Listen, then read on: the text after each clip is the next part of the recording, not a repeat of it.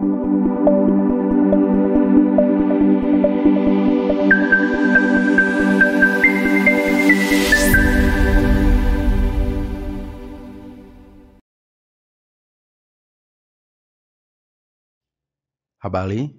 kutoka DTech.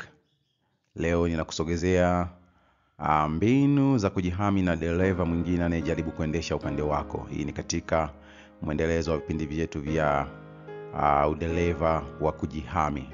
Kuwa pamoja na mimi tuweze kufahamishana mbinu hii inakuwaje.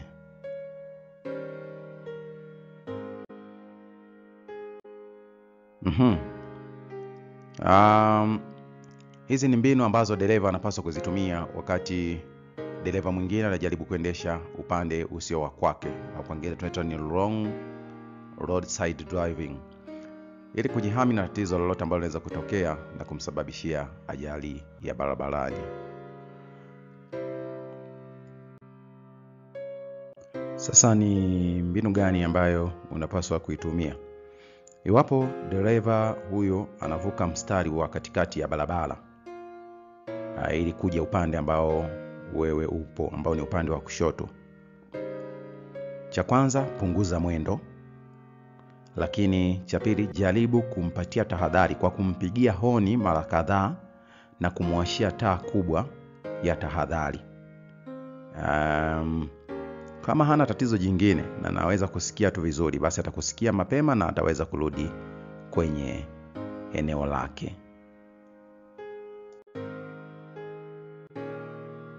Sasa kitendo hiki cha kuendesha upande ambao sio wa kwako mara nyingi huwa kinafanyika pale ambapo dereva amejisahau sana barabarani. Unachopaswa kuzingatia, usijaribu hata kidogo kumkwepa kwa kuhamia upande wa kulia, kwani anaweza kushtuka na kutambua kuwa yuko upande ambao sio wa kwake na kurudi upande wake, na hapo ndipo mtakaposababisha ajali. Kwa hiyo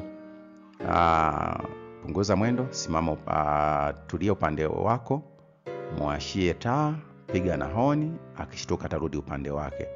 Na endapo utaona kama hashtuki zaidi, basi kama kuna nafasi zaidi upande wa kushoto wa barabara, wewe toka barabarani, hamia upande wa kushoto zaidi, ili kusudi yeye aweze kupita kwa usalama bila kusababishia matatizo. Kuna video hapa ninakuonyesha, alafu utaelewa ni nini ninamaanisha katika kile ambacho nimeweza kukisema.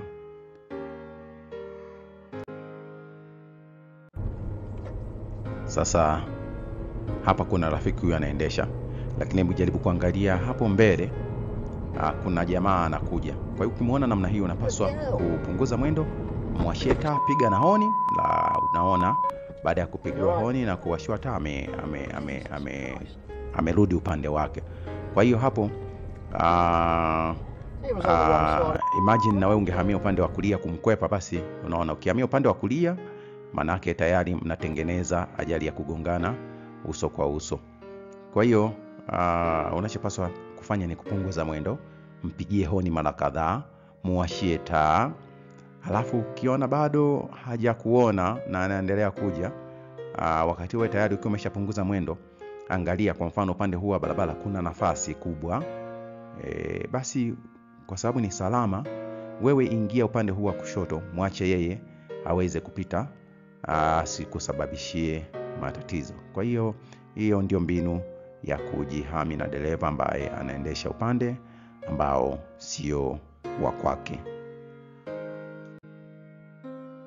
Basi asante kwa kutazama na kwa kusikiliza. Nilitamani tuweze kushiriki kwa pamoja hicho ambacho nimeweza kukuonyesha, udereva wa kujihami pale ambapo dereva mwingine anapoendesha upande ambao sio wa kwake. Endelea kusubscribe, kushare na kulike channel yetu, ili kusudi basi taarifa hizi na mafunzo yaweze kuwafikia watu wengine wengi.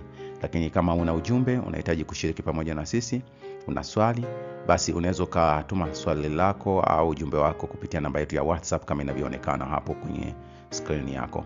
Asante kwa kuwa pamoja na sisi. Hadi wakati mwingine. Ciao.